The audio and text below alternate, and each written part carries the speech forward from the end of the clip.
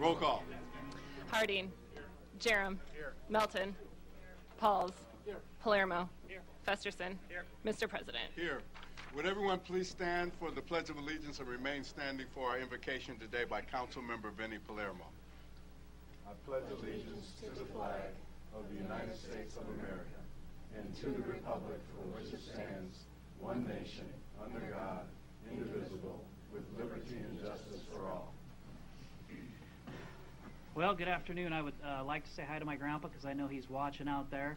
And just on a short note, he said to me this weekend how proud he was and how it seemed that everybody on the council really works for the better of the city. And I told him, yeah, you know, we actually do. And I know we've been out in public before, and I've heard that before, where everybody's pleased with what we're doing, especially with the climate around us.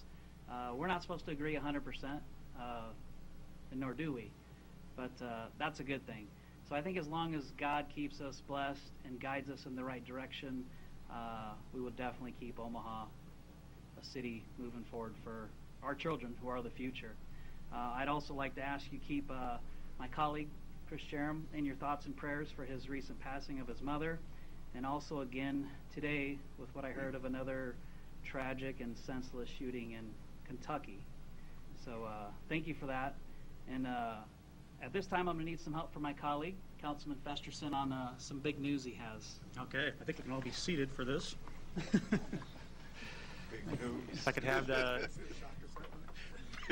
our AV folks there pull up something for me in the queue. It's an important day here in the city of Omaha. This is a sneak attack. Oh. This is, all politicians should be aware of social media these days, and people with iPhones taking pictures. And here's our council president, Ben Gray, at lunch, celebrating what is his birthday today. So we wanted to say congratulations to him and happy birthday. Thank you. You can tell from his face there he doesn't like ice cream too much. But we wanted to embarrass him appropriately, and I understand there's a party tonight at Love Jazz at 6 o'clock. Everybody wants to come down and wish him a happy birthday. Thank you. Thank you.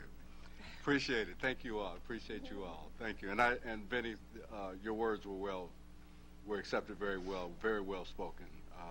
We do try to we don't always agree, but we always work for the best interests of the city. So with that, I've been sufficiently embarrassed enough that I will go ahead and get started with the program. Madam Clerk.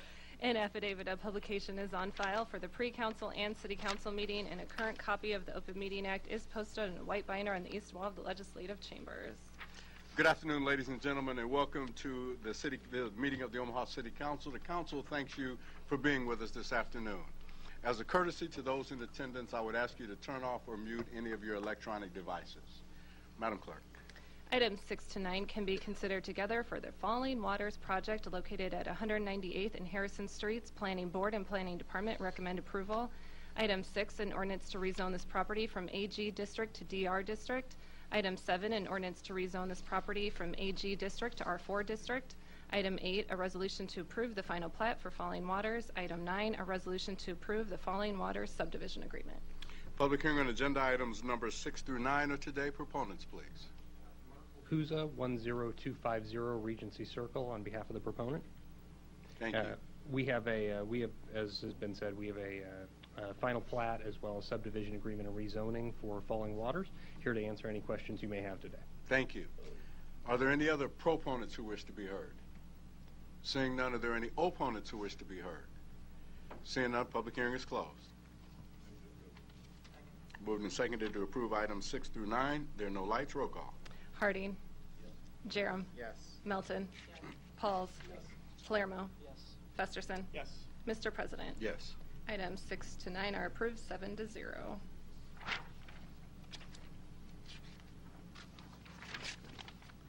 Items 10 to 13 can be considered together for the Completely Kids project located at 2620 St. Mary's Avenue and 2552 and 2566 St. Mary's Avenue. Planning Board and Planning Department recommend approval. Item 10, an ordinance to rezone this property from GC District to CBD District. Item 11, an ordinance to rezone this property from DS District to CBD District. Item 12, a resolution to approve the preliminary plat for Completely Kids. Item 13, a resolution to approve the final plat for Completely Kids. Public hearing agenda items numbers 10 through 13 are today. Proponents, please. Doug Kellner with TD2, 10836 Old Mill Road, here on behalf of the applicant, and available to answer any questions if you have them. Thank you. Are there any other proponents who wish to be heard? Seeing none, are there any opponents who wish to be heard? Seeing none, public hearing is closed. Moved and seconded to approve items 10 through 13. There are no lights. Roll call. Harding. Jerem. Yes. Melton. Pauls. Palermo. Festerson. Yes. Mr. President. Yes. Harding. Councilmember Harding passed due to a potential conflict of interest. Items 10 to 13 are approved, 6-0.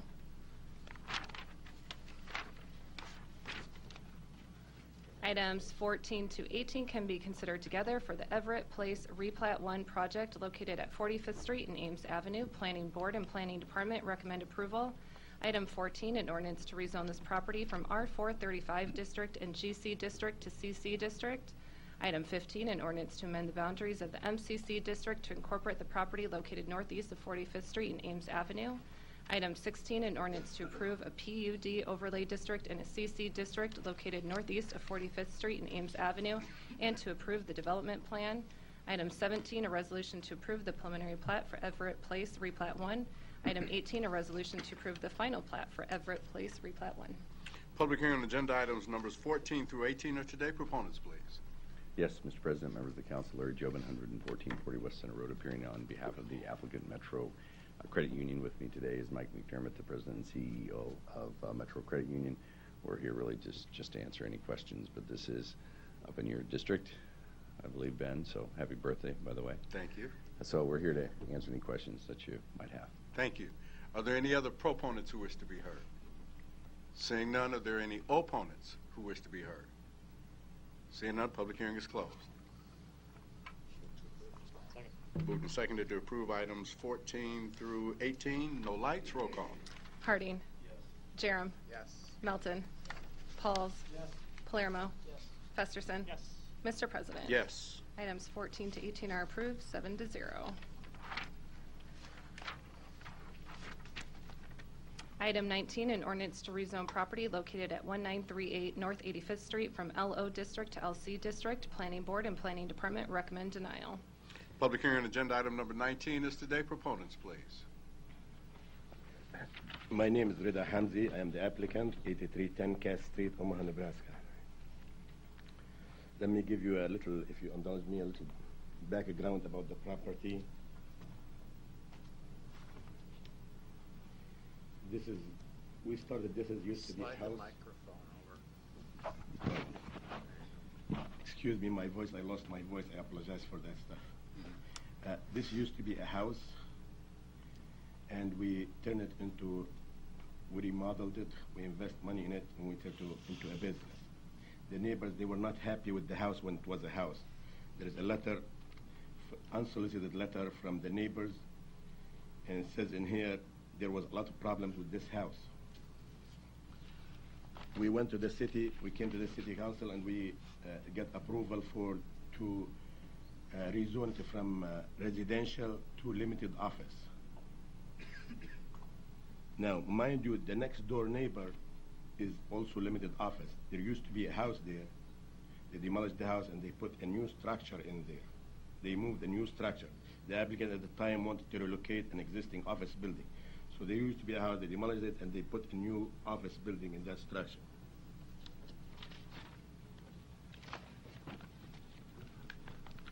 Now, we applied for that. We got the approval for the limited office, and we applied for conditional use permit to use for a store. At that time, I lost my job as well as my wife lost her job. So we thought we can do some business in this location. In here, if you can see, we changed the driveway from one area where it was before, former driveway, to the new driveway, to the new access driveway. And everything was okay. Nobody complained about it. Now, to do that, to use conditional use permit, it means we are only using 25% of the structure for conditional use permit for the retail store. We cannot use the whole structure for our purposes. We applied for conditional use permit. Now the business is getting a little bit better. We applied for conditional use permit to build a new building on the site. Now the site is about 28,000 square feet, big site. So I asked the help of Slate Architect to help guide me through this process. He went, met with the city, with planning department, and they said they object to that stuff, to put a new structure in there because they want to keep the area residential. There was some issue, we submitted the plans. Then there was the issue of the public works opposing the structure because they want the driveway moved way to the west. They said this is illegal. The driveway where it sits right now currently is illegal. Mind you, when we put the driveway, when we put the plans for the conditional use permit or for any permit, we have to show that the plans, we have to show where the driveway is, where it's going, where it's supposed to be the structure. And nobody complained about it. Now when we start applying for the limited, for the conditional use permit, we start arising from these issues. Then I asked the help of seek the help of a law firm in town. Abraham, Caslow and Casman. If you can read in here, we have several meetings. And in here with the last 7/19 in here, meeting with Rada, which is me and the architect, is current status of conditional use permit. The point I'm trying to make is I'm not trying to rezone the property for just rezoning the property. I'm trying to rezone the property to use the conditional use permit as allowed by the law, as allowed for limited office to use conditional use permit, and the planning department and the public work, they're opposing me to that.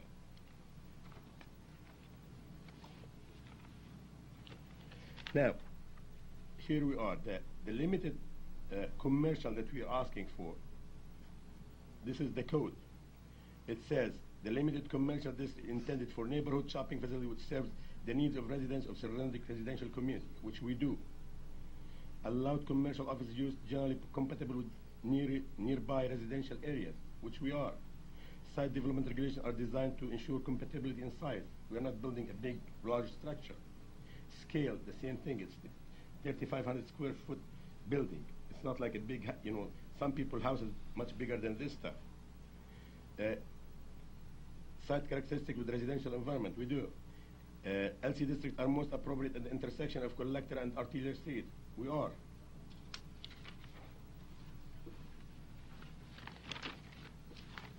This is the site plan. This is the building. How it looks residential in nature in this big area.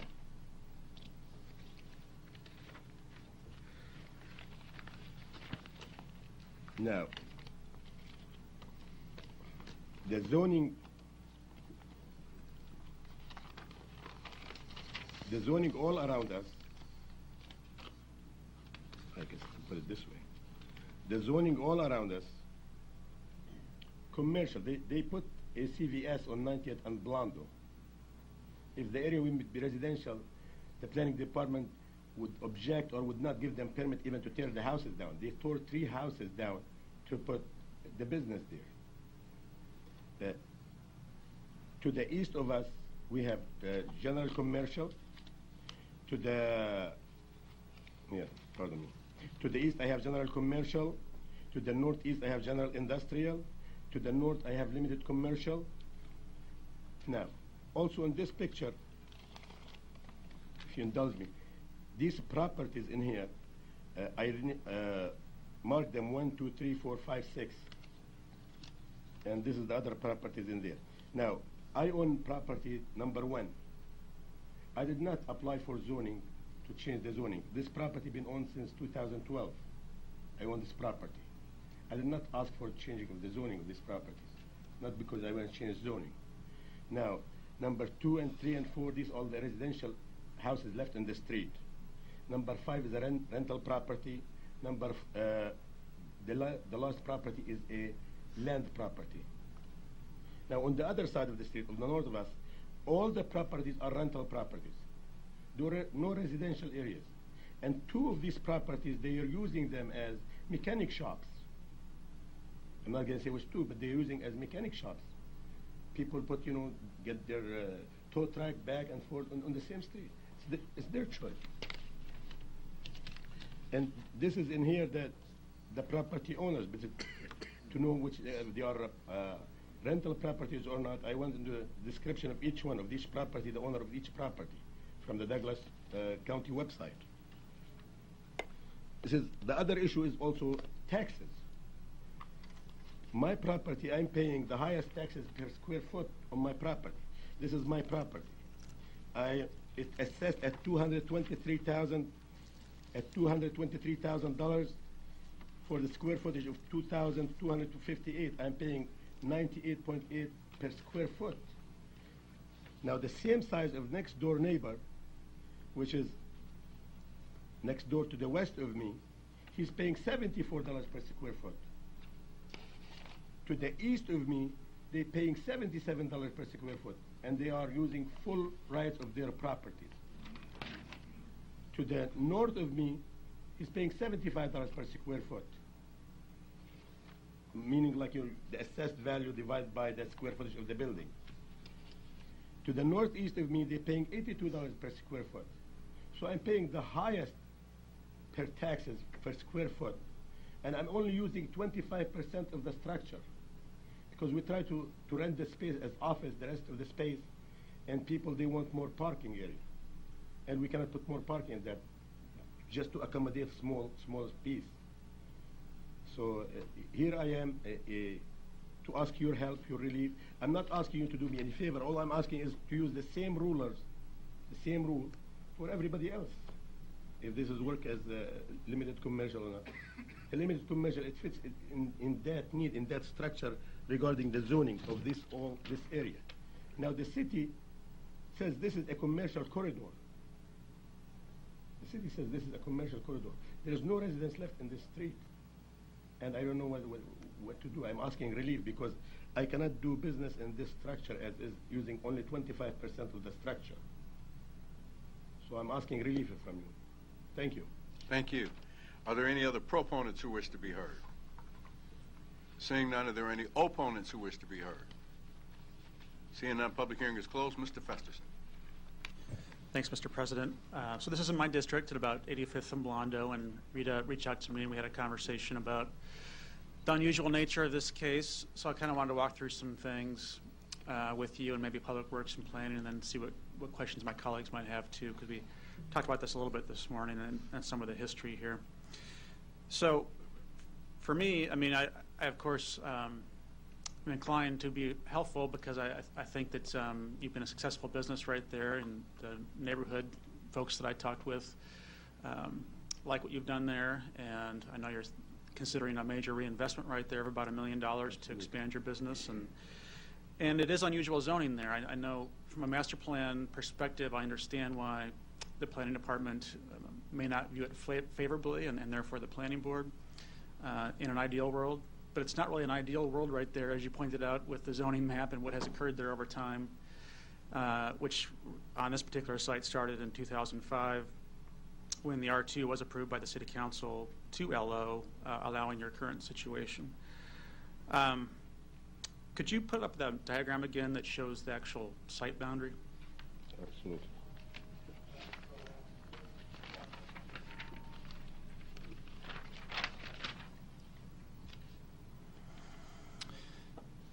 And I think the one I'm looking for is the map that shows your lot that's divided in two. I guess it kind of shows it there. Okay, so your building right now is essentially where that gold dot is on the corner. Your new building you'd like to construct is to the west, so on that second lot, right? I have a picture of that, yes. Okay. I have a picture of that. That was me a second.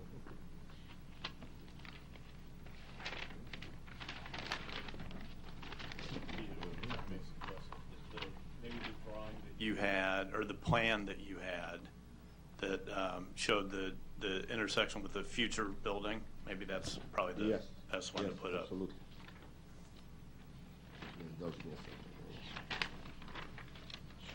Show me the plan. Where is this one? One of your earlier ones. Well, this is for the conditional use permit. When we applied for the conditional use permit, technically it's the same thing, but we're just going to move the entrance from here to here. Yeah. Okay. There was one that had a little more perspective. I'm sorry to interrupt, but you showed one earlier that showed the kind of the intersection.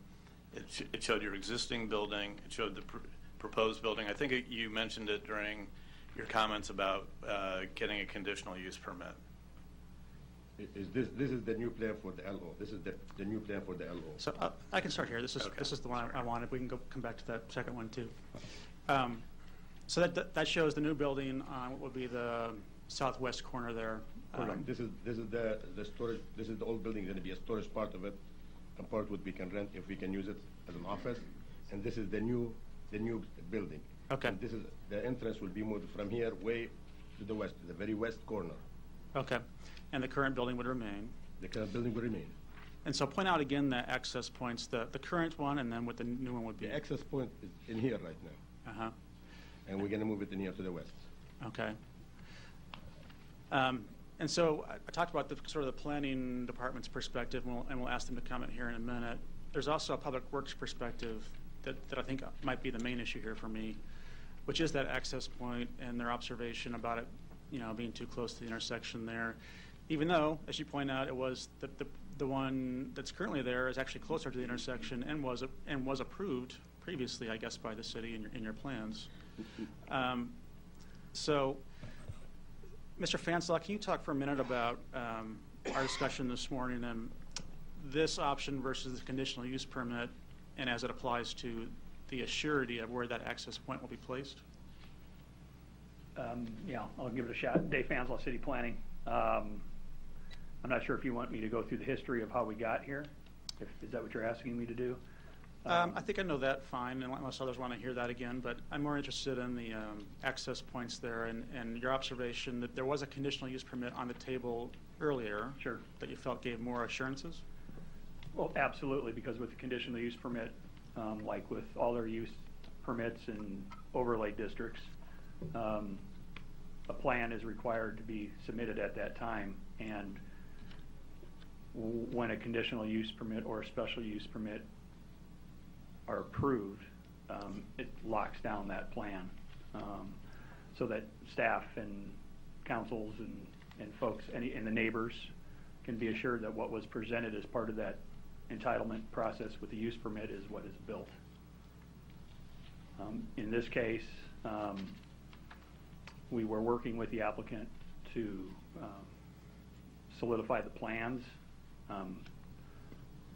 as part of the conditional use permit that were submitted. They were insufficient. There was many things that we still needed to see: landscaping, parking, buffer yard, stuff like that. That wasn't included in the submission as part of that plan. So that was part of the reason it was laid over. The other reason is they were still working with the Public Works Department on relocating the drive as far west as possible on the site.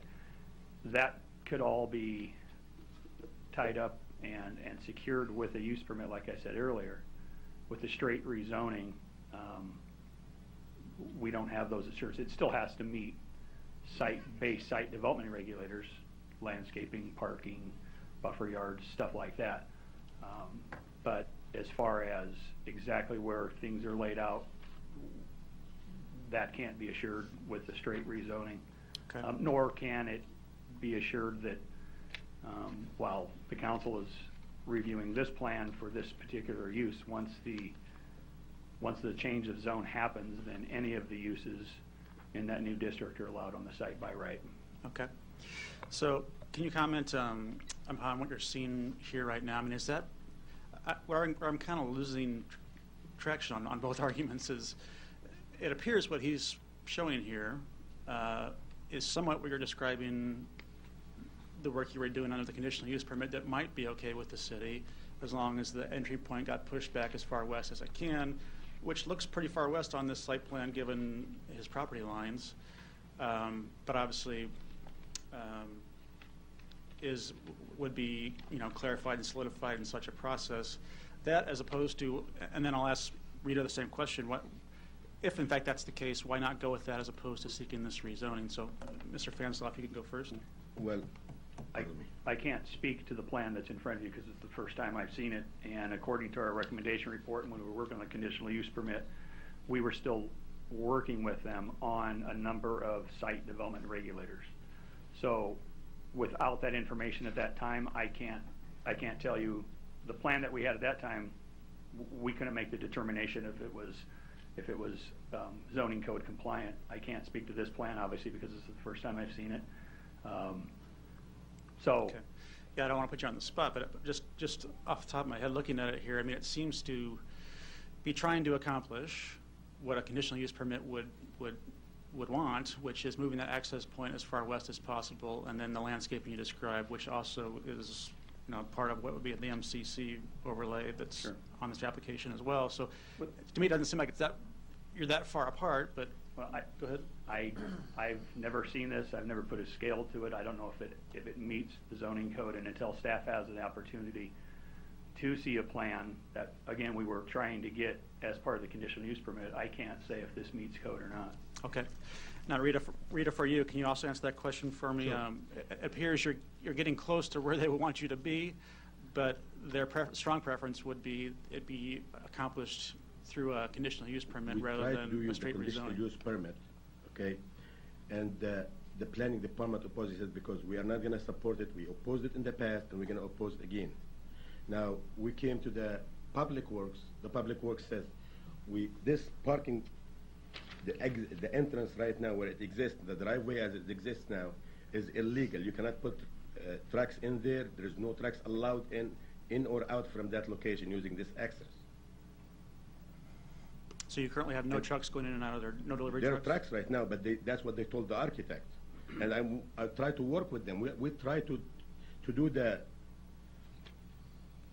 conditional use permit. In here, this is date 7/19. This is after they told them, like, we are not going to agree to this stuff. Okay, the department says we are not going to support it. Then he went to the Public Works, and he spoke to Ryan House. This is from Tanner Drummond, the Slate architect. He said the Public Department would not support a controlled access because we told them, okay, you don't want this access. Can we get access on 85th? The truck comes in here, exit on 85th. They said no. Can we have two accesses on Blondo? They said no. Said, can we have access, controlled access, only for the big trucks on Blondo? They says no. Then I have to talk to the lawyer. Says what is this one? Still talking about conditional use permit. I never applied for a stuff. In here, this is an information. This is a memo from the lawyer. Says, hi Tanner, blah blah, from Timothy Kenny. I spoke with relatives. I plan to stop at his place tomorrow, blah blah blah. Curious as to whether it's better served trying to rezone the property rather than seeking the requested conditional use permit. He understands that even with rezoning, the access will need to be revised. But based on his comment this morning, I also understand he's willing to accommodate the Public Works expectation if the property can be rezoned. He's also therefore wondering whether you should withdraw the request for conditional use permit because they're fighting. The Public Works says no, we are not going to allow it, and the Planning Department says we are not going to support it because we said no in the past, we are not supported. I'm still, this is in 7/19, still talking to the lawyer about conditional use permit. I'm not asking about rezoning. Okay. And in here, I ask him, in the interim, I asked him, the application is scheduled to be heard on the planning board. He indicated to me that will be tomorrow. He also told me that with me instructed to request the matter be laid over so that we can weigh all the options. We understand that your office will be arranging for layover. So I'm still working to get a conditional use permit. I'm not putting a big structure there. I don't want all this stuff. I just want a small building on this side. It's the same purpose. Mm-hmm. But when they are tying my hands and say, okay, you cannot do this, you cannot do this, you cannot do the access as it exists right now, and I'm only using 25% of the structure, I'm asking, for relief. Okay. That's what I'm asking. Okay. Mr. Stubbe, can you comment on access points too? Bob Stubbe, Public Works. I'll have Ryan Haas come up and address those questions. Okay. So I can see both sides of the argument here because I understand why planning and maybe Public Works might not want a straight rezoning because that means it is a bit unusual zoning for that corner and there's no further control about what could happen there in the future, whether you're the owner or not. Absolutely. But I also understand your side of the story, which is you're just trying to find a way to make this work. So, Ryan? Ryan Haas at Public Works. The city has a set of driveway regulations, and there are certain triggers under which we can apply the driveway regulations to a given site. So if the applicant continues to just use the site in the way they currently are, there's nothing that we can do to push for changes to bring it up to, or at least as close as we can get it, into conformance with the driveway regulations. What happens here on sites like this that are constrained, it becomes a challenge, because then when there's changes that are proposed which would trigger the driveway regulations.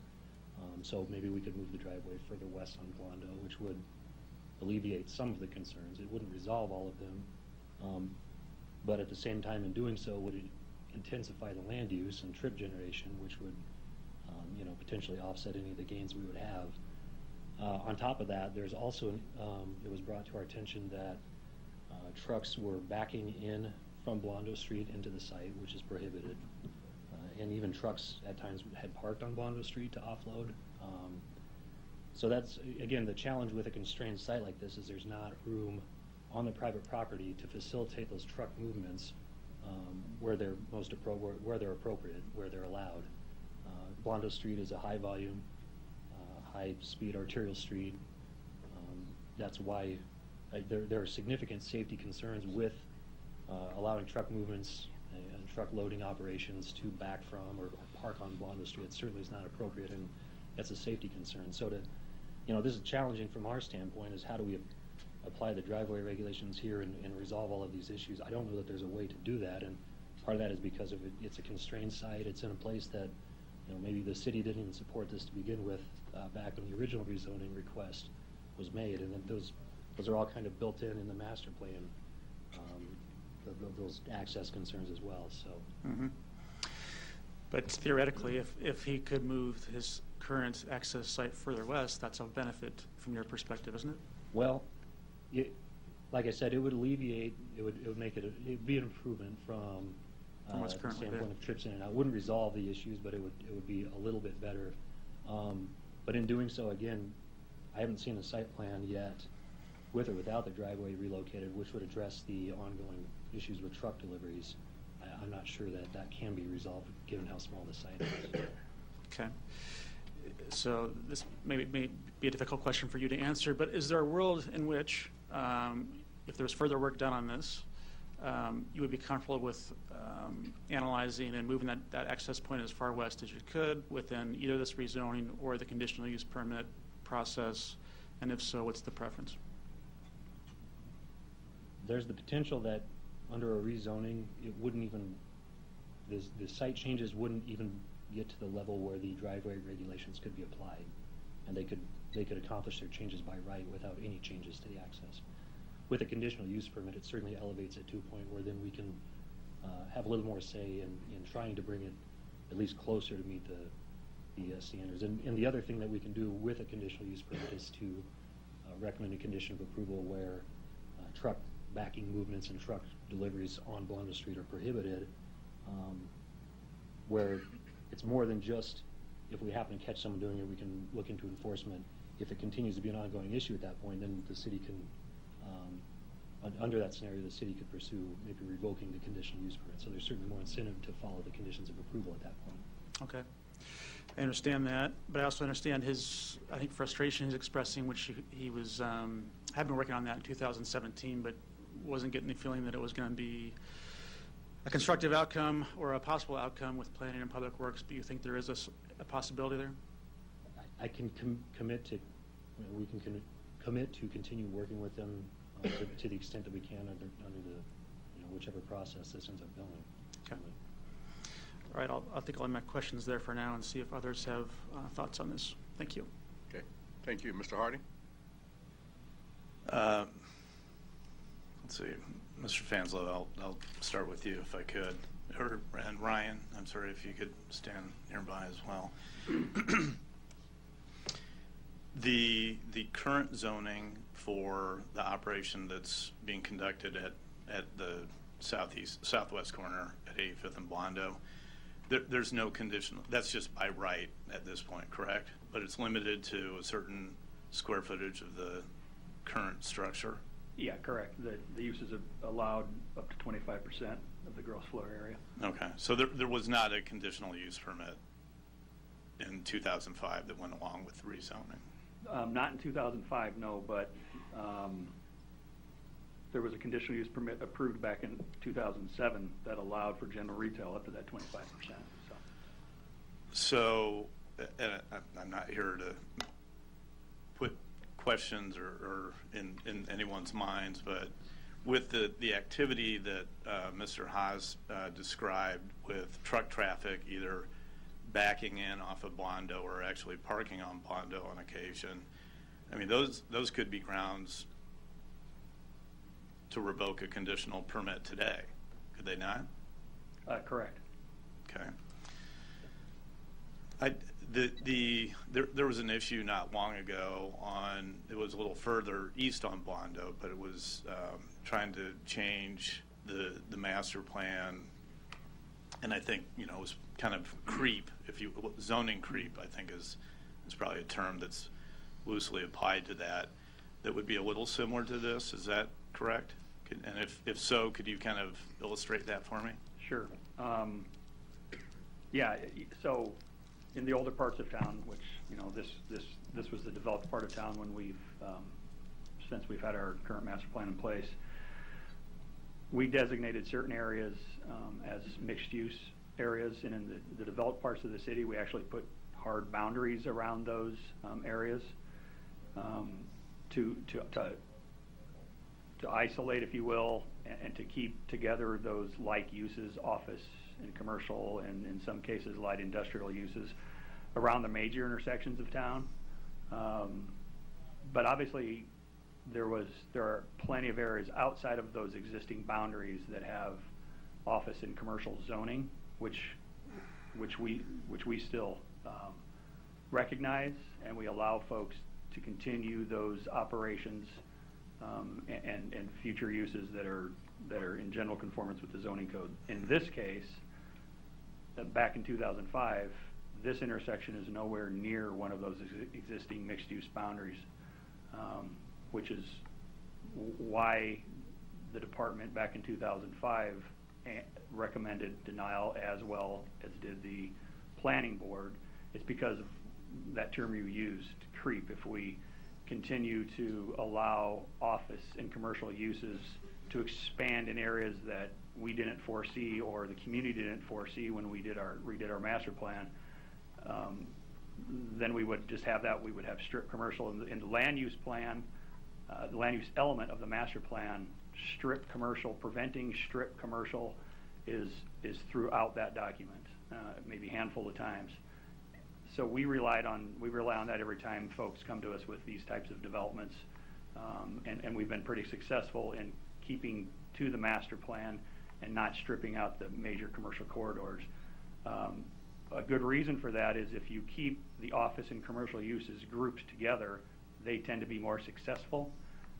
Instead of stripping out major streets in Omaha, if you keep those uses together and then step back from those centers with other uses, complementary uses, it makes for a better overall plan.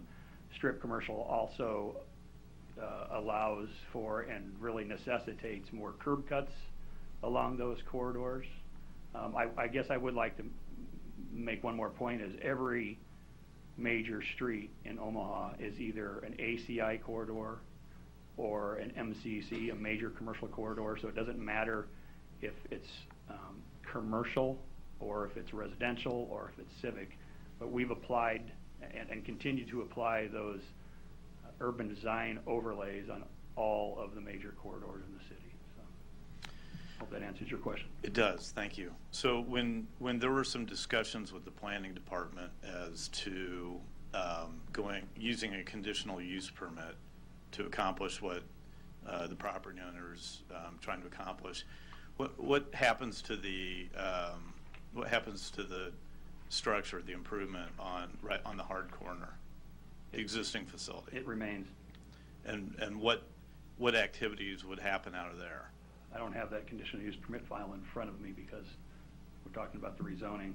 So I suppose. Okay. Sorry. So. Maybe I can ask that of the owner. Yes. It will be storage. Part of it will be storage. Okay. And then the new structure would be used for the grocery store. grocery. Okay. And then, I'm sorry, and then I need to ask Mr. Fanslow again, please. So I would assume that the part of the conversation was that there would be shared access to both the new facility or the new structure as well as the existing improvements. Is that correct? Correct. One access for both buildings, Okay. if you will.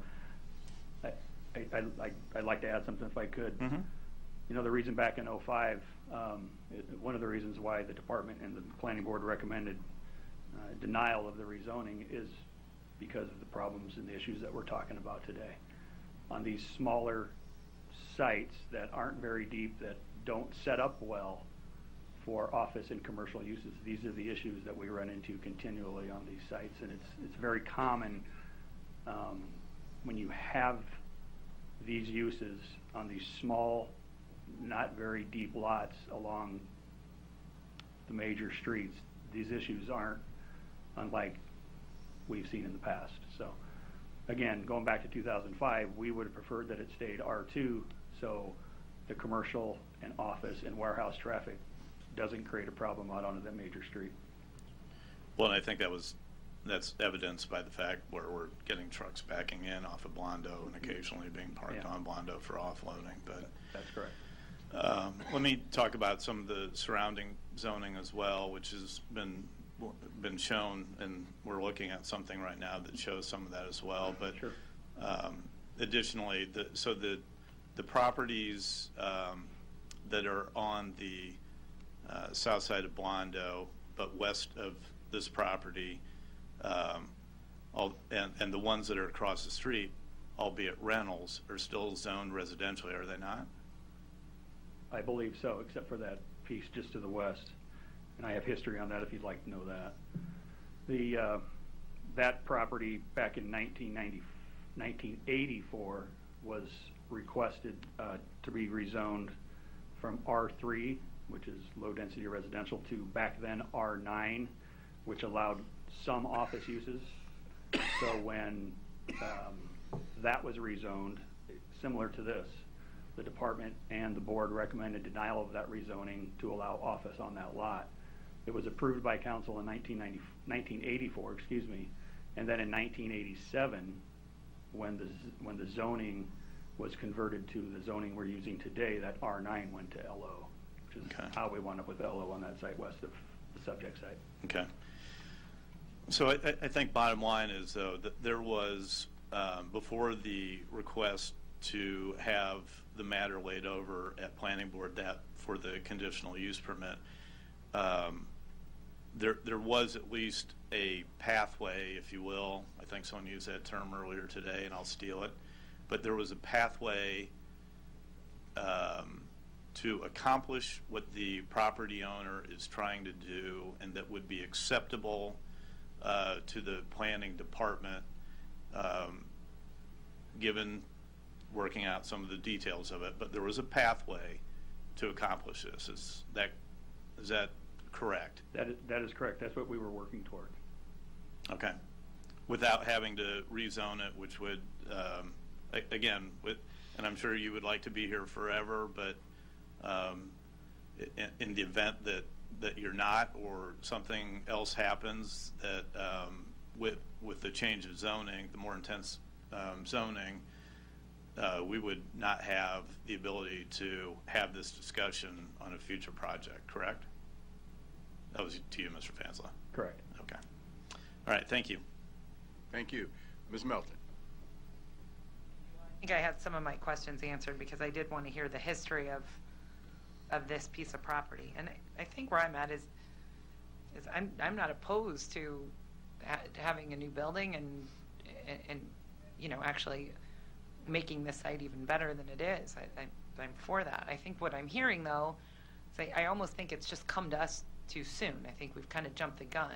What I've heard today is that planning and public works was working on how this could be done, and maybe communication broke down, or for whatever reason, I would like to see this go back. I would like to see you go back and work with planning. And Mr. Fansla, from what I heard from you, you're willing to continue to work with Mr. Hams and try and figure out how to better this property without maybe rezoning it so that we don't affect the future. Is that correct?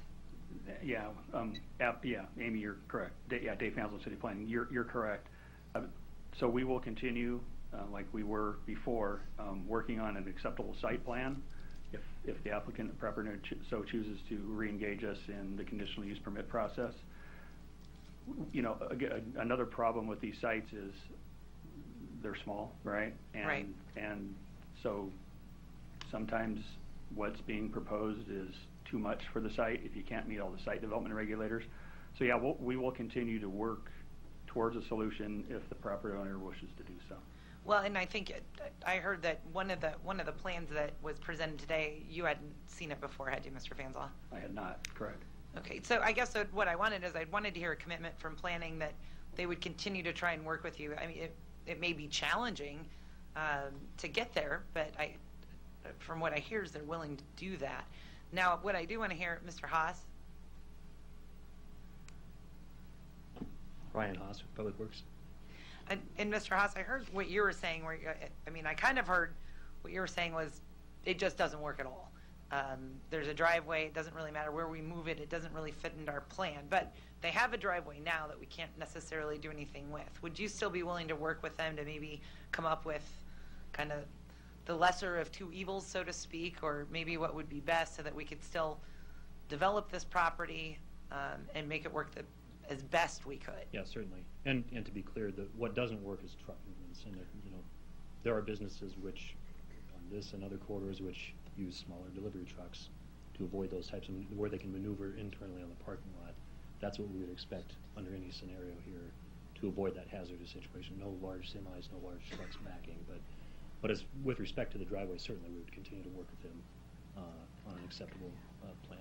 And maybe you could work with planning and like everybody could kind of sit down together and think outside the box. How could we make this work for everyone? So I appreciate that you're sharing that you are willing. You're not just saying no, nothing works, but you've got to take into consideration the safety of the people driving on Blondell. Exactly. Yep. Thank you very much, Mr. Haas. I think with that, I'm a proponent of what you're doing. I'm a proponent of what you're trying to accomplish. And I think the people in the neighborhood around there, you kind of borderline on my district as well, so I hear from them. We want to see development. We want to see a nicer place, but I'm not sure that rezoning is necessarily the answer. So I think I'm inclined right now to say no, but not no to your project. What I would like to do is encourage you to go back and meet with planning, meet with Public Works, and maybe come up with a better plan altogether. The plan as we sit now for the limited office, the same thing, the same plan. We submitted for the conditional use permit, and when it was rejected, that's when we moved to lay it over and we went to limited commercial. Pardon me. That's when we went to limited commercial. Now my question is, when we applied for the conditional use permit and we said this is going to be a store, pardon me. It says Diabetic. It used to be Diabetic and Euromart, and the name Diabetic and Euromart came from, I used to work for a store called Wild Oats, was existing in Omaha. And when I lost my job, I said, people kept asking me at Wild Oats, do you have sugar-free product? Do you have sugar-free product? I said, if I have this store, I'll combine European stuff with sugar-free product. We put them in this small office space and we use it. That's the name came from. So when we applied for the conditional use permit, said Diabetic and Euromart would be specialty grocery. Okay? Right. So if as soon as a grocery store, how the trucks come in and come out? It didn't say we submitted the plans, we submitted the lot, and we submitted listen, all that stuff. No, I understand, but what I'm saying, and I think that's wonderful. I didn't know that's what you were selling. I hope this works. I would like to come shop there. I appreciate it. That sounds like things that I would like to buy. But what I'm saying is I think jumping the gun and just having the council say we're just going to go ahead and rezone it and just ignore everything that we've heard today from Planning and Public Works might not be the best way to do it. What I think I'm hearing from both our Planning Department and Public Works is there may be ways to work this out. And the plan that you had earlier, today was the first day that Mr. Fanslaw had even seen it. I think what I'm recommending is go back to the drawing board with planning and see what you can work out before coming back here. And I'm not telling you that this is a permanent no. I'm just encouraging you to maybe try and work with planning to make it the best project we can, not just for you, but for your neighbors, the people driving on Blondo, and kind of the city in general. So I'm for your project. I just think maybe there needs to be some more time spent on how it's going to look. We applied for this in May. The actual application went in May for the conditional use permit. We applied it in May. And All right. in July, that's when I hired the lawyer to help me, guide me through this process. They said we cannot support this stuff. That's when I asked the lawyer, so help me out. If conditional use permit, the planning department refused to support it because they said no at the beginning, and the public works says no, we can't have this access, and I'm existing right now in the store, what should I do? Well, and Let me I see. think what we just heard right now is they're both saying, they're not saying no. What they're saying is, come bring maybe the plans that you just presented today. There are some things that maybe you could tweak that you might need to do to make it work. And that's what I would encourage you to do, is go back and work with them. And since they've, on the record here, given us their assurance and promise that they will work with you to try and make this work, I would feel better if maybe you did that. Thank you. Thank you. Thank you. Mr. Jeremy. Thank you, Mr. President. If you could put the other diagram back up that showed the new site plan, or what I guess we'll loosely call a site plan. Mm-hmm. This is the old site plan. This is the old site plan. The new site plan.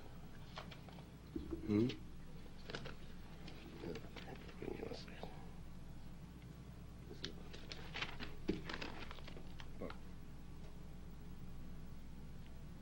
This is the new site plan. This is the current entrance right now, and it's going to be moved to the west in here. Is this the one that you just came up with?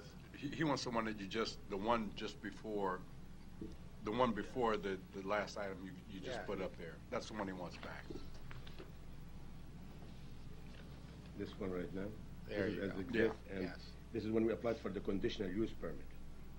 No, not this one, but the one that Dave, that you said you had not seen before. Well, yeah. Again, Dave Fanslow, City Planning. There was conversation about a site plan during the use permit process, but it was deficient in site development regs. So that, I don't have that in the rezoning application file. It probably is in the conditional use permit file. But again, All right, when that's we not were before us, but so just Right. put the one up that you just had, the other one, the new plan. Okay, we'll use this one. It's close enough. One of the things I think that from my perspective, the problems you have here are multiple. One is that it would appear that, as others have commented to me, the site is simply too small to accommodate the proposed intensity of uses that you're trying to put on this location. So it may be time, given the success of your business, to consider enlisting the help of a commercial broker to find a site nearby who could find a more appropriate use. That's just a first comment from my perspective. The second thing I would say is that regardless of what this council does in terms of whether it's a conditional use or a change in the zone, I'm also not inclined to change the zoning because of what happened to the neighbor a little bit to the east, and for purposes of being consistent in my familiarity with that project. But let's just assuming you go the conditional use route, the conflicts that are evident today in terms of trucks parking on Blondos because they can't get in and out of the facility, and there are site development guidelines that people and clients that I've represented in my career where the architects have to have depicted on the site plan the truck movements to show the ability of the different size trucks to turn around within the confines of the property and not out on the street. And while there are times that the department won't object as heavily as others, it's when usually you have a very low traffic side residential street with very few cars or vehicles that move on them throughout the day. But regardless, it's another trip to the Administrative Board of Appeals to try to get permission to waive that requirement. So to me, I look at what you're trying to do here as not solving the issues because of the economies of scale in food and supply wholesalers today. Just drive around the streets of Omaha and look at the size of the vehicles. They're not getting smaller, they're getting bigger. They're getting bigger because the margins are smaller and the routes have to be longer and the drivers start earlier, some of whom I know and some of whom I've represented, where there are all kinds of issues with violations going on too big of trucks going on streets that aren't designed for them in the city, and then they park on the street. They park on Leavenworth, they park down by 24th and Leavenworth, they park out on 52nd and Leavenworth, they park on 52nd Street, they park all over, and they're blocking traffic, and that means someone in a vehicle then wanders over in the two-way streets onto the side that they're not supposed to be on, and that creates a very dangerous condition. So for me, knowing the type of business you have, it's very unlikely that you'll see smaller delivery trucks that will be visiting your site. You're likely to see the size of the vehicles that are there today. So if you're going to go forward on this site, from my perspective, as much as I'd like to see you succeed, it may be where you're having to either decrease the size of your building, move the location of the building, change the configuration, the placement, because you're fooling yourself if you think you're close to the finish line. Like the other council members, if I had to vote on what I'm seeing here today, I would not be comfortable voting in favor of this, as much as I want to see you succeed. But by the same token, when the planning department says that they're willing to work with you and the public works department is, they're willing to work with you within the confines of the rules that apply to everybody. So they just can't say they don't apply to you when they already told someone to the east they apply to that person in their business. That's what I want. And while we want to see development, we don't want to see development that creates safety hazards or problems with the neighbors. So I hope you pull back on this today and you go back to the drawing board and meet with these people, even though you started last May. Thank you. Thank you. Mr. Pauls. Thank you, Mr. President. I want to be honest with you. I want this to be here, but there are too many unanswered questions. I think you need to sit with the city again and see if you can resolve it. But today, I just can't see me voting for this. Thank you. You have to go back. I'd like to thank everyone, whether you vote for me or you don't vote for me. Thank you for your service. Thank you. Thank you. Mr. Festus. Thanks, Mr. President. Maybe just rounding out things here then. I think you understand we all want this to work, and I want it to work here in my district and on this site. But it appears there's not the support for the rezoning approach. And as you probably know, when you have a denial from both Planning Department and Planning Board, it takes 5 votes to move this forward, and it's pretty apparent we don't have that today. But I also would support the conditional use permit approach. And in fact, Mr. Fianzala, is it accurate to say if you're able to work together with the applicant and come to an agreement, that goes to Planning Board and does not need further City Council consideration? Is that correct? That is correct. So it is a much quicker process, seeing as you've been at this for several years, so I understand your concern about time frame too. So I hope that does work, and that appears to be where we're headed here today. But I hope it does work, and let me know if I can be helpful. And I will say anecdotally too, and all it is anecdotally, because it's not traffic data by any means. But when I did ask the neighborhood and even some surrounding neighbors about any problems they've noticed with delivery trucks or backing up on Blondo, no one had observed that happening. So I don't know that it's a persistent problem, but... Just for the record, I don't mean to interrupt you. The truck comes in, goes all the way in the parking, in the entrance in here.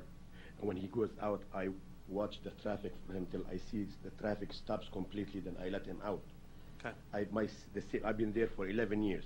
Yeah. The safety of the people is the most important thing in my store. Yeah. I could care less about selling or not.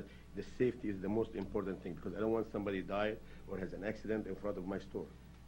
That's the most important thing is the safety. Yeah. So I appreciate you saying that because that's how we feel too, and it appears that there is a compromise to be had on that issue there. All right. Thank you. Thank you. Mr. Harding. I'll try to be brief. I know we've kind of gone in circles on this, but Mr. Jerem said something too that I thought was very important to note. I mean, we could be looking at a square peg in a round hole.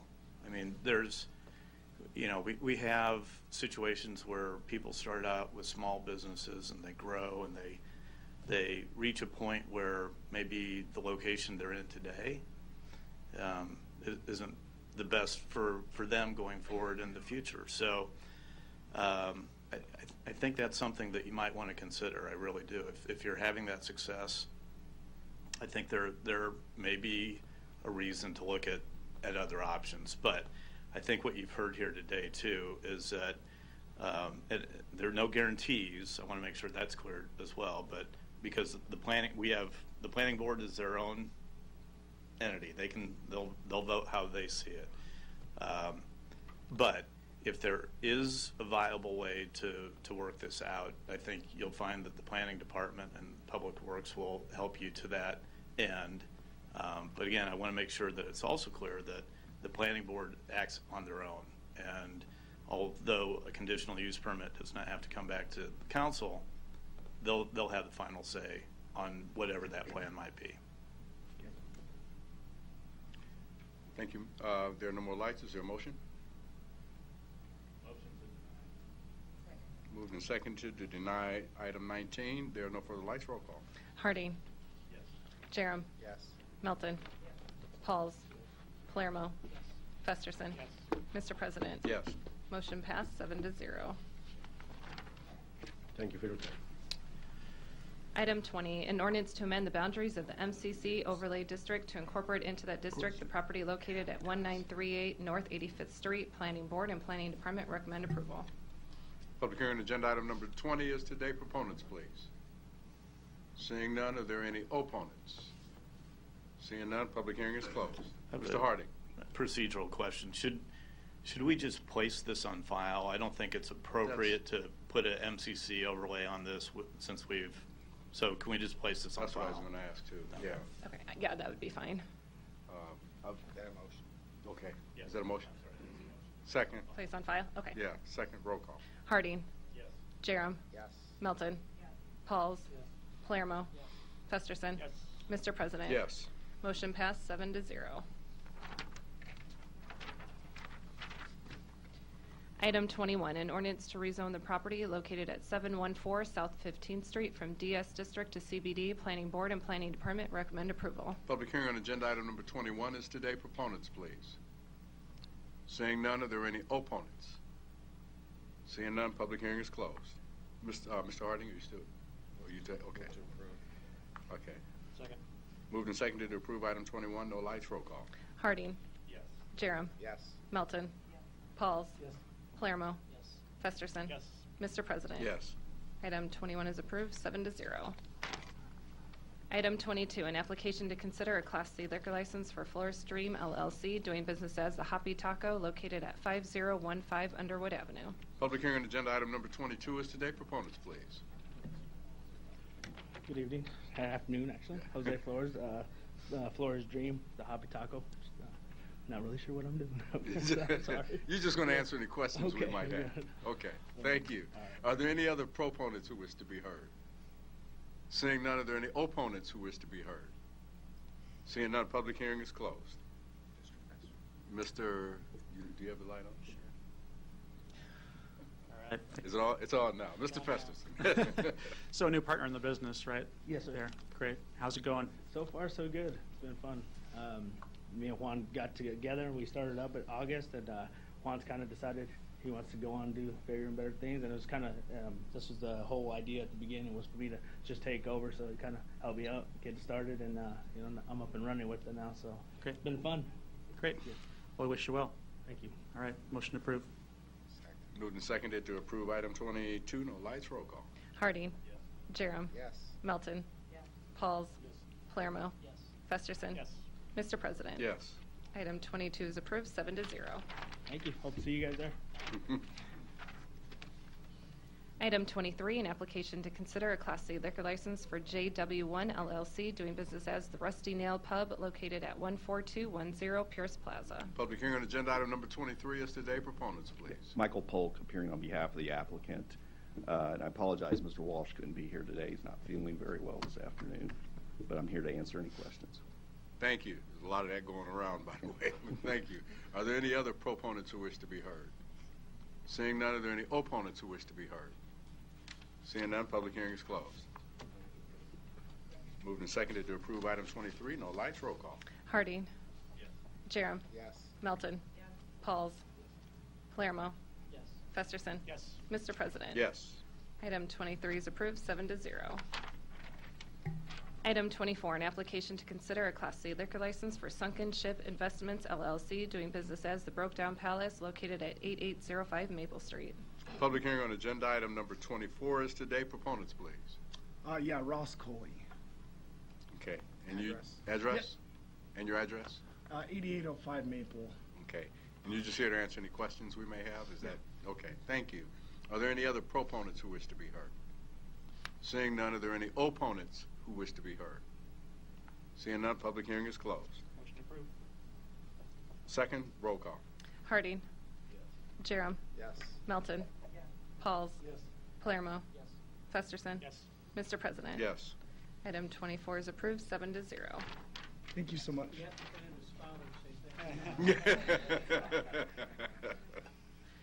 Consent agenda. Any member of the City Council may cause any item placed on the consent agenda to be removed. Items removed from the consent agenda shall be taken up by the City Council immediately following the consent agenda in the order in which they were removed, unless otherwise provided by the City Council Rules of Order. Public hearings on agenda items numbers 25 through 30 were held on January 9th, 2018. Motion approved. Second, roll call. Can we I'm sorry. withdraw 27, 28, 20? Withdraw, Remove them. remove 27, 28, and 29? Yeah. Motion approved, 25, 26, and 30. Second. Second, roll call. Harding. Jerem. Yes. Melton. Pauls. Palermo. Yes. Festerson. Yes. Mr. President. Yes. Items 25, 26, and 30 are approved, 7-0. Approve the amendments as a whole on 27, 28, and 29. Second. Roll call. Harding. Yes. Jerem. Yes. Melton. Pauls. Yes. Palermo. Yes. Festerson. Yes. Mr. President. Yes. Motions are passed, 7-0. The public hearing on agenda items numbers 31 through 48 are today. If you wish to address the City Council regarding these items, please come to the microphone, indicate the agenda item number you wish to address, identify yourself by your name, address, who you represent, and if you are a proponent or an opponent.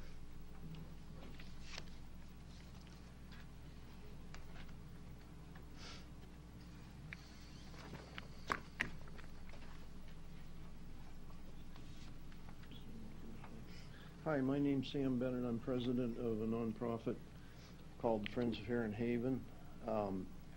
Address, please. 11809 Old Maple Road. Thank you.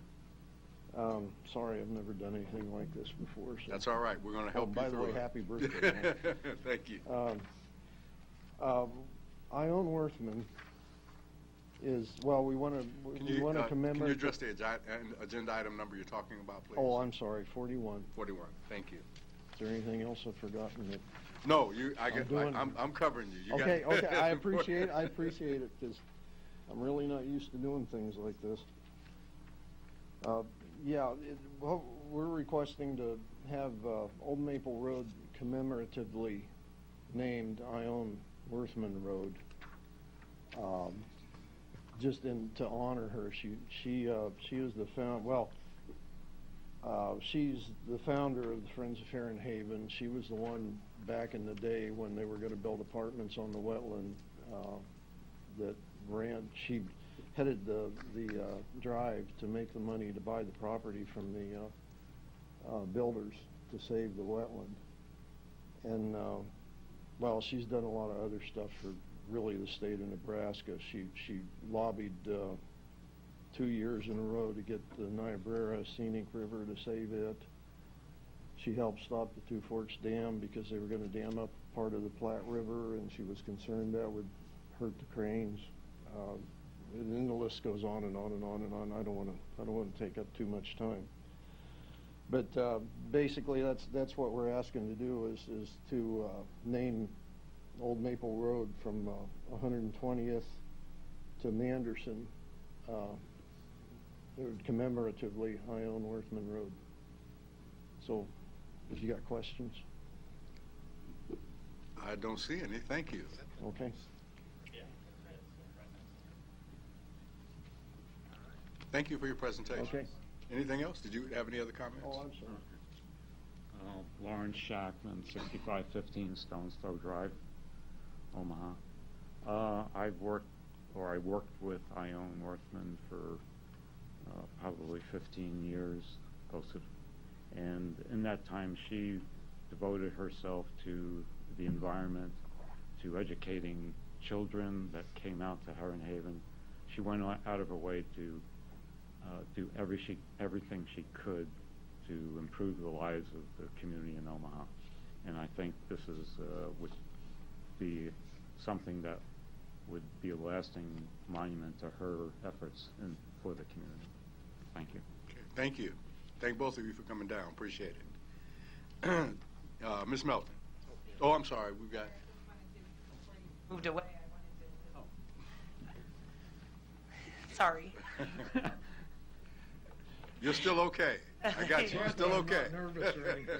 I just, I really want to thank you. I thought it was a wonderful idea to have the naming right. It's just a wonderful place to have out in Northwest Omaha, and I want to thank you, especially on behalf of the number of kids that you educate and that are taught where you are, because it's wonderful, and we don't have a lot of that anymore. And a lot of our kids spend way too much time on video games. And no, my son's probably not watching right now. He's even after school, he's probably on a video game, right? So I just want to thank you very much for what you do, not just for our community, but especially for our kids and the environment and the place that you have. It's absolutely wonderful. So please don't forget to let us know when you have your commemorative naming, assuming that my colleagues are going to vote yes on this one. Please let me know, because I would really like to be there. So, okay. Thank you very much. Okay, thank you. Thank you all. Are there any other opponents or proponents for items 31 through 48? Okay. Seeing none, public hearing is closed. Moved and seconded to approve items 31 through 48. No further lights. Roll call. Harding. Yes. Jerem. Yes. Melton. Yes. Pauls. Yes. Palermo. Yes. Festerson. Yes. Mr. President. Yes. Items 31 through 48 are approved, 7-0.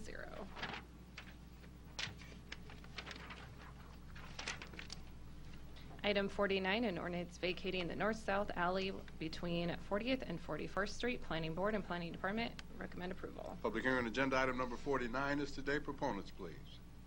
Seeing none, are there any opponents? Seeing none, public hearing is closed. Next item.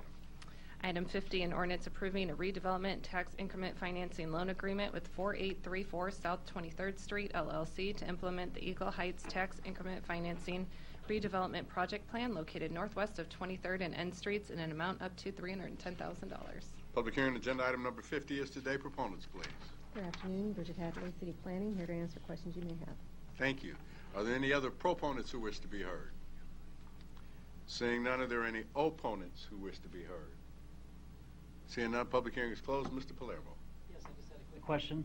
Could you give me some highlights of this project here that's very, very exciting for the neighborhood, I'll say? Well, this project is kind of a two-phase project. Arch Icon is working with I want to get the name right. I always mix up the name, I apologize. It's the Urban Indian, make sure I say it right, give me just a moment. Yeah, Urban Indian Health Coalition. The Nebraska Urban Indian Health Coalition, to relocate their operations, which are around 22nd and Howard Street, 22nd, 24th and Howard Street, over to about 23rd and N Street. there is a site across from this TIF project, which will be the headquarters for the Nebraska Urban Indian Health Coalition. And then this TIF project is actually going to be about 44 units of housing, apartment housing, for low, moderate income type families. So having new development in that particular area is really important. There hasn't been a lot of new construction in the South Omaha area, as well as affordable housing in that particular area. So they're hoping to, they're working with Arch Icon to develop this particular TIF project to target that population.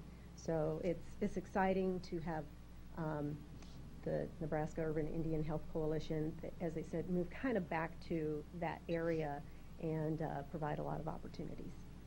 Thank you. Sorry to put you on the spot, but I know it's very important, so I just wanted you to talk a little more about it. Thank you. Thank you. Next item. Item 51, an ordinance approving a redevelopment tax increment financing loan agreement with 1609 Binney One LLC to implement the Alice Tax Increment Financing Redevelopment Project Plan located at 1609 Binney Street and 2922 North 16th Street, and amount up to $78,000. Public hearing agenda item number 51 is today. Proponents, please. Good afternoon, Don Seaton, Omaha City Planning Department, and I'm available for any questions. Thank you. Are there any other proponents who wish to be heard? Seeing none, are there any opponents who wish to be heard? Seeing none, public hearing is closed. Next item. Item 52, an ordinance approving a redevelopment tax increment financing loan agreement with Butler PPA1 LLC to implement the Hinky Dinky No. 3 tax increment financing redevelopment project plan located at 4801-4811 Northwest Radial Highway in an amount up to $262,000. Public hearing agenda item number 52 is today. Proponents, please. Yeah, Don Seaton, Omaha City Planning Department, once again for another TIF project, TIF agreement. I'm available for any questions you may have. Thank you. Are there any other proponents who wish to be heard? Seeing none, are there any opponents who wish to be heard? Seeing none, public hearing is closed. Next item. Item 53, an ordinance to approve the award of a contract to Minnesota Life Insurance Company to provide life insurance coverage to eligible employees of the City of Omaha for a period of 3 years from January 1, 2018 to December 31st, 2020, with 2 one-year options. Public hearing agenda item number 53 is today. Proponents, please. Seeing none, are there any opponents? Seeing none, public hearing is closed. Next item. Item 54, an ordinance to establish a new Class B flammable liquids storage district to be known as District Number B-199 at 302 South 36th Street for Kiewit Infrastructure Company. Public hearing on agenda item number 54 is today. Proponents, please. Seeing none, are there any opponents? Seeing none, public hearing is closed. Next item. Item 55, an ordinance to provide that the City Council of the City of Omaha be authorized to issue and sell from time to time, but no later than December 31st, 2026, without further vote of the electorate, general obligation bonds of the City of Omaha in the amount not to exceed $11,475,000 for the purpose of providing funds for the payment of the cost of constructing, reconstructing, improving, extending, and equipping of storm sewers, sanitary sewers, interceptor sewers, combined sewers, relief sewers, or a combination thereof, and other related branch sewer main construction in the City of Omaha, and to provide for the submission of this proposal to the qualified electors of the City of Omaha for their approval or rejection at the special city election to be held on May 15th, 2018. Public hearing on agenda item number 55 is today. Proponents, please. Good afternoon, council members, and happy birthday, Mr. President. I'm Steve Curtis, Finance Director, and I'm here to support number 55 through 59. As you may recall, the CIP process sort of drives this GO, or general obligation bond process, that we're now discussing. So all 5 of these items kind of work in tangent or work together with the CIP. The CIP, as you may recall, is the 6-year rolling plan that we use to budget and plan for all the capital projects for the City of Omaha that would be financed through various funding sources, including these general obligation bonds. As you may recall, the CIP is broken down into 5 major categories, which are transportation, environment, parks and recreation, public safety, and public facilities. And that whole document, and I've got the document here, which was, as you probably recall, was completely revised in this last year thanks to planning and others. It is on the city's website through the finance department's website, so any citizen can look at the details of any of the projects that are out there. Remember that an overarching principle of our GO bonds are that they rely heavily on this work, they rely heavily on the dedicated levy that we have, so there are no new taxes that are required to accomplish the debt service related to these bonds. And that debt service, you may recall, is about 21 cents per $100 of assessed value. Since we work within our levy, as we've said, and as we want to remind everybody, there are no new taxes associated with this debt service. We do this reauthorization process about every 4 or 5 years, depending on where we are with the current bonds. Each year, you may recall, we do update this process. We update the CIP, and I may show you that the 5 items that you see today are directly reflected, and I tried to put, and maybe we can zoom in on that a little bit. I don't know if you can read that or not, but I've taken the 5 items that you see in the agenda today, and I've referenced the item number with the exact spot on page 144 where we reference those bonds. And again, you can see there are other types of funding.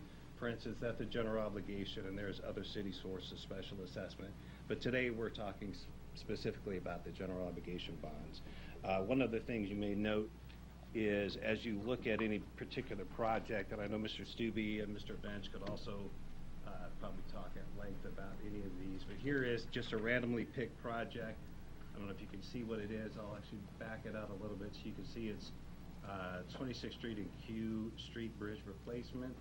And if you look at the funding sources on there, among the various federal sources and a little bit of a current street bond that we have, it also lists future bonds. And those are the bonds that we're discussing today. So in this case, the future bonds that would be related to this are about $2.6 million. And those are the bonds that we will now go out, ask for authorization on the vote of the people on the May ballot. So with that, I would turn that back to you. Thank you. Are there any other proponents who wish to be heard? Seeing none, are there any opponents who wish to be heard? Seeing none, public hearing is closed. Mr. Festus. Thanks, Mr. President. I just wanted to take this opportunity to talk about these a little bit because I'm assuming these may be on consent agenda next week because I think we all support them strongly. Because just of what Mr. Curtis outlined there, there's a lot of really important and popular projects in our CIP in out years 19 through 23 that will not happen but for approval of this item by us and ultimately by the voters in May 15th. So it's important we get that on there for that consideration. It is a lot larger than recent years, as Mr. Curtis observed, which I also appreciate because there's great needs across the community for these public infrastructure projects, public safety projects, parks projects, and definitely streets. We've all heard a lot about streets, and we all know it's a major issue for our community. So I also appreciate your work in maximizing what is attributed to streets in this bond issue. We've talked about doing that for several years now. As we retire more debt and as interest rates were favorable to allow that to happen. So just by comparison, I wanted to note that the 2014 bond issue, there was $47 million dedicated to streets, and in this bond issue, there'll be $151 million dedicated to streets. So that's a big jump up that I think is important for folks to know. And then lastly, I just wanted to observe Mike Pernicke in the audience here, if he wants to come down and say anything. I think he's here representing the Chamber of Commerce. They submitted a letter of support to us today, too. I know that Mike is also chairman of their Transportation Policy Committee. Thank you for having us today. Mike Pernicke. I'm here representing the Greater Omaha Chamber of Commerce today. My address is 2111 South 67th Street, Suite 200. Mr. President, members of the council, obviously the business community is very invested in the infrastructure that we see that allows our community to move forward economically as a community and provide jobs. And so this is the next round of bonds to support those investments in our community which will allow us to thrive and move forward into the next generation. So with that, please hear, we did submit a letter from our President and CEO, David Brown, of our support, and certainly I'd be available to answer any questions. Thank you. Thanks. I appreciate that and appreciate your work. And you also want to comment, I believe there'll be a committee established to help talk about these important issues with the public and how that applies to the ballot. Traditionally, the Chamber has, and once again, will be putting together a committee to help support the media push for support of these bond issues and support of the passage of the vote in May. Is that work currently underway? We have had initial meetings and we've organized a committee. We'll be meeting with folks from the city and the mayor's office, Public Works, tomorrow actually, to put the rest of that together to make sure we're doing all the right things and everybody's informed on us moving forward. But absolutely, we are supportive and we'll be helping put that together and have put planning work to it already. Great. Thanks for your support. You're very welcome. Thank you. Thank you. Mr. Harding. Thank you, Mr. President. And I apologize, I may be the last one to actually wish you happy birthday directly, so I'll cover that base right away. I'll just reiterate a little bit of what's been said as well. I think it's also of note to talk about how working collaboratively with the administration, finance, and the city council, being good stewards of the taxpayers' money to do the important and needed work to move Omaha forward. I think that's something that goes back to what Mr. Palermo said in his opening comments today about working together on behalf of the city. The bonds for the streets, or the additional amount in that issue, I think is going to be something that's very important and hopefully well received by the voters. Appreciate the Chamber's commitment to help lead the efforts on this, and it's as I said earlier too, with working collaboratively with the departments as well as the administration and the city council. It's important to note that we are taking advantage of being able to reissue in a interest friendly environment to again make sure that we're delivering the best bang for the buck for the citizens of Omaha. Thank you. Mr. Jerem. Yes, thank you, Mr. Birthday Boy. I would add, from another point of view, for the constituents who have contacted me with regard to this bond, who have in the past expressed interest in the CIP and how it's formed and what gets funded and the priorities, this is the time of year each year where you should start to be submitting your ideas to us so we can forward them on to the Planning and Public Works Department for their assessment as they review what priorities are set in the next CIP budget cycle that gets released about the same time that our budget does. But over the winter and very early spring is when they traditionally make those assessments. So for the groups, the two groups that have contacted me, I was a little surprised they weren't here today because they've been vocal about pushing for this to be online and finding out where the money's been spent, how it's spent. Those are things I think that'll, as accountability and transparency improve, the support for bond issues like this when they're on the ballot will also improve. And I think that the city can improve in those things. So I want to thank the Chamber for sending someone down from Exarban Village to make sure that District 3 is well represented, and for the Finance Director for doing the presentation. Sometimes we just think, well, everyone should support these things, and so we just make those assumptions, but it's important to underscore what actually we're doing and why it's happening and what it's tied into. And I see someone raising their hand. This isn't school, but... I don't know what the proper procedure is for comment. I'm not in opposition or... We closed the public hearing on this.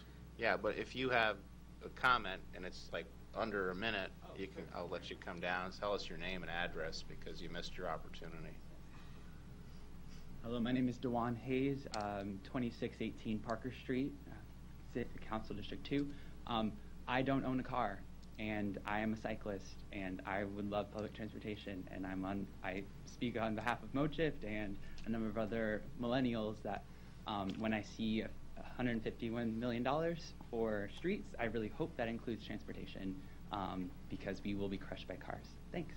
Thanks for coming. And again, if MoShift or anyone else has ideas for how the CIP is formed moving forward, this is the time of year annually to get those submitted to the planning director. And if you don't know how to find him, you can forward them to any council member can forward them to.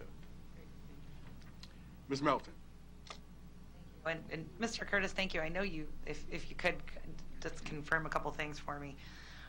I know we're going to be hearing a lot about bond issues from other entities, and I don't want to go into that, but I just think that it should be clear to the citizens of Omaha that the bonds that we're passing right now doesn't increase our levy, therefore doesn't increase the taxes. And I guess, and I just want to make that crystal clear. I know you stated it, but can you just confirm that for me? Yes, Steve Curtis, City Finance, that is true. Since we have a dedicated levy, we've lived within that levy for years and years, and that's what we use solely to accomplish the debt service related to these bonds. Unlike a school district that comes up with a bond package to match a capital campaign that they then have to do the corresponding debt service and add that to their levy. We don't do that simply because we have the luxury of having and live within that levy that we've used for years and years. Well, in fact, actually, in the last 5 years, we've reduced the levy twice. We have reduced the total levy has The been total twice, levy. yes. And we're still able to do these bonds, do all these projects, increase the streets. I mean, and that's a significant increase, I know, in the bonding of the streets. And so I appreciate that. And that was a really good point that Councilman Jerem just made about transparency and being online. And I know we have the budget online. I know I got my copy of the CIP, but I believe that's online too. It is under the finance department's section. There may be another place too, but I think the planning department did an outstanding job of reorganizing this document and making it a lot more user friendly. And it's a lot easier to read. I really appreciate it, and I like how it explains some of the individual projects in the new book that comes out, even with the pictures. And so I do like that, and I just hope that it is easily accessible since it is online, that everybody knows that where they can go and get that online. If they go to City of Omaha Finance Department, it's there? Yes. Okay. And again, I think anybody could contact any one of the city council members and we can guide them to it. There's been an attempt to make sure you know which council district things are in. I believe that's in there. Yes. Yes. And apparently it's on the planning website also. Oh, sorry, I don't want to. So you can find it in 2 places. You can find it in 2 places. Don't want to leave you out there with your fans on. All right, thank you very much. Thank you. Thank you. Mr. Pauls. Thank you, Mr. President. Mr. Curtis. You just sort of piqued my interest when you said there is a possibility of other bond issues other than ours, the city. Yes, Steve Curtis, City Finance. Yeah, it's my understanding that OPS will have one, if I'm not mistaken. And I'm just curious, because of my past experience when a school did it, had a bond issue, they had to send it out through the mail. Will they be on the ballot with us? I believe, and Mr. Kratz probably knows how state law works, some of them can choose to do it through the mail, and many of them have, but it's my understanding that OPS will put theirs on the ballot. Okay. I actually like the mail concept because everybody gets it. Usually when you do it in May, you'll have smaller groups of people voting as you would oppose in November. So if we're talking about transparency, I think when they hold schools accountable to sending it to all of the voters, that's probably a more transparent way. I know it costs more, and a lot of schools, having been there, I know a lot of schools don't like to do it because what it does, it makes it more transparent. Although there is a cost to being on the actual. I know there's a cost there, but we're talking about transparency because one of my city council members said that we ought to believe in transparency. I just think it's a sort of a unique concept of, I understand the cost factor, and I would be surprised OPS can actually put that on the same ballot as we can. Well, I think everybody gets to the race whenever they get there, and I think it was time for them to go, and it was time for us to do our authorization. I don't know if we do a lot of coordination between the two. Thank you. Thank you. Mr. Jerem. Yeah, someday we're going to have where you, hopefully Mr. Curtis will have where you can open up on the web to a page in that CIP. You can click on the item, you can get the status, you can see the expenditures, where it is in the queue, if it's crossed the finish line, how the money was spent, if it came in under, came in over. That's the ultimate transparency on this. But this is a big first step, getting it online. So.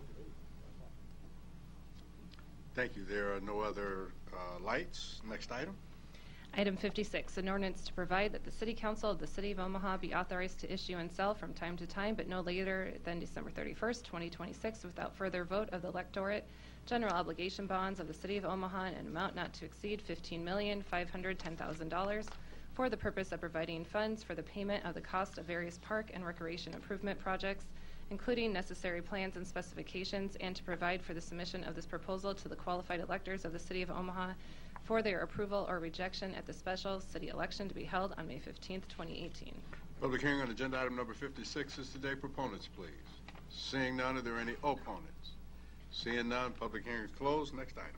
Item 57, an ordinance to provide that the City Council of the City of Omaha be authorized to issue and sell from time to time, but no later than December 31st, 2026, without further vote of the electorate, general obligation bonds of the City of Omaha in an amount not to exceed $39,370,000 for the purpose of providing funds for the payment of the cost of acquiring, constructing, improving, equipping, and rehabilitating police departments and facilities, fire stations, branch libraries, park maintenance facilities, auditorium support facilities, public works storage facilities, and citywide building renovations and replacements, and other public facilities of the City of Omaha, including necessary plans and specifications, to provide for the submission of this proposal to the qualified electors of the City of Omaha for their approval or rejection at the special city election to be held on May 15th, 2018. Public hearing on agenda item number 57 is today. Proponents, please.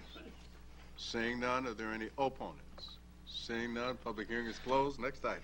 Item 58, an ordinance to provide that the City Council of the City of Omaha be authorized to issue and sell from time to time, but no later than December 31st, 2026, without further vote of the electorate, general obligation bonds of the City of Omaha in an amount not to exceed $9,810,000 for the purpose of providing funds for the payment of the costs of various capital expenditures of the City Fire Department, including fire vehicles and equipment and necessary plans and specifications, and to provide for the submission of this proposal to the qualified electors of the City of Omaha for their approval or rejection at the special city election to be held on May 15th, 2018. Public hearing on agenda item number 58 is today. Proponents, please. Seeing none, are there any opponents? Seeing none, public hearing is closed. Next item. Item 59, an ordinance to provide that the City Council of the City of Omaha be authorized to issue and sell from time to time, but no later than December 31st, 2026, without further vote of the electorate, general obligation bonds of the City of Omaha in an amount not to exceed $151,300,000 for the purpose of providing funds for the payment of the cost of constructing, reconstructing, widening, improving, extending, and equipping streets, expressway and freeway segments, interim expressway and freeway facilities, boulevards, roads, and parking facilities, servicing public parks, bridges, portions of and connections to interstate highway interchanges or combinations thereof, to provide for the submission of this proposal to the qualified electors of the City of Omaha for their approval or rejection at the special city election to be held on May 15th, 2018. Public hearing on agenda item number 59 is today. Proponents, please. Seeing none, are there? Yeah, I wanted to repeat that. Say it again. 10 times. Are there any opponents who wish to be heard? Seeing none, public hearing is closed. Next item. Non-action items. Items 60 through 78 do not require a public hearing or City Council consideration at this meeting, but will be placed on future agenda for public hearing and or vote. The reason for non-action is noted after the item on the agenda, as well as the date the item is expected to appear on the agenda. Second. Roll call. Harding. Jerem. Yes. Melton. Pauls. Palermo. Festerson. Mr. President. Yes. Motion passed 7-0. Meeting is adjourned at 3:38.